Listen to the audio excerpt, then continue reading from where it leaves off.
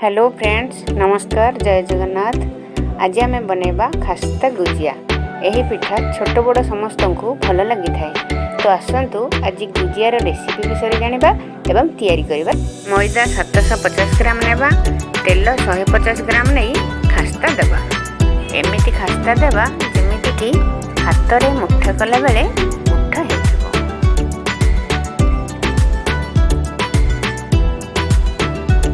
150 ग्राम चीनी पाउडर करी नेबा।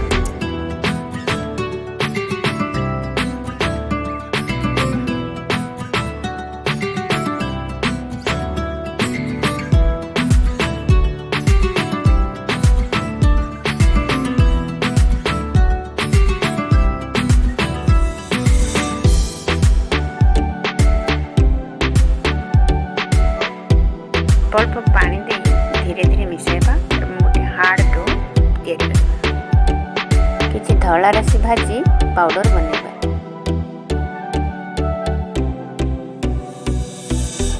डो को आधा घंटा पाई घोड़े रखि दबा।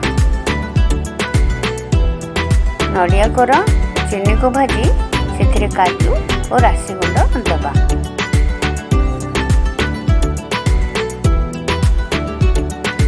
गुजराती और गोलमरिच गुंड दे भाजिबा एवं ठंडा हवा पाई किछि समय रखिदबा।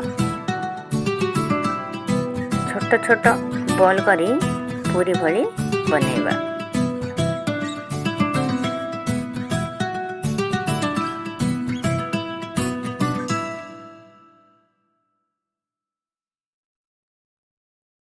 नडिया पुर गोटे रु 1.5 चामच दबा।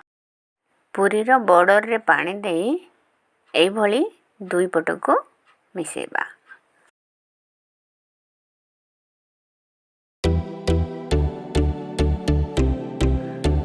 पूरी रो बॉर्डर रे एमिति कंटा चामच रे दाबी देबे, जा द्वारा कि पूरीटा खुलिबनी आ सुंदर डिजाइन मध्य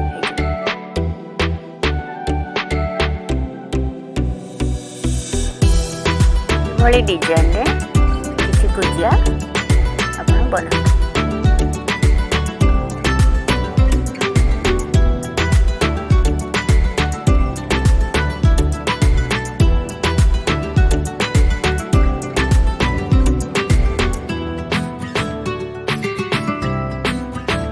अपन जेमिति डिजाइन चाहिए बने पारे। देखंतु मु आउ गोटे प्रकार बनाउछि। आपन जेमिति पसंद सेटा डिजाइन दे पारे, किंतु ध्यान रखिबे ता मुहडा जेमिति न करे।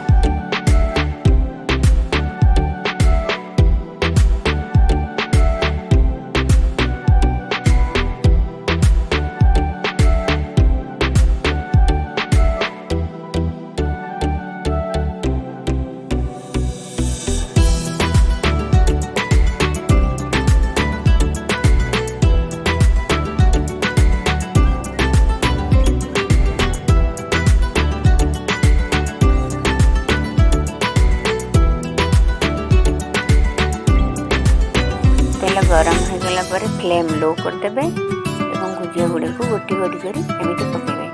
देखंतु गुजिया गुड़े केमिति ऊपर को धीरे धीरे उठी आछी। एमिति लाइट ब्राउन होला भली भाजिबे।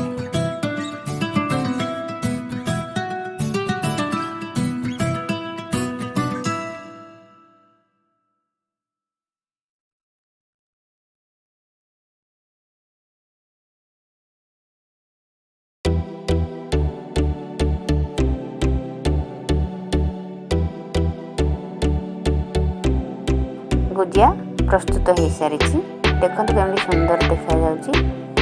आपण आपण घरे तैयारी करंतु एवं आपण घर लोकन को अन्य समस्त को खुआंतु। वीडियो भल लगे लाइक करंतु, कमेंट, शेयर एंड सब्सक्राइब कर दियंतु।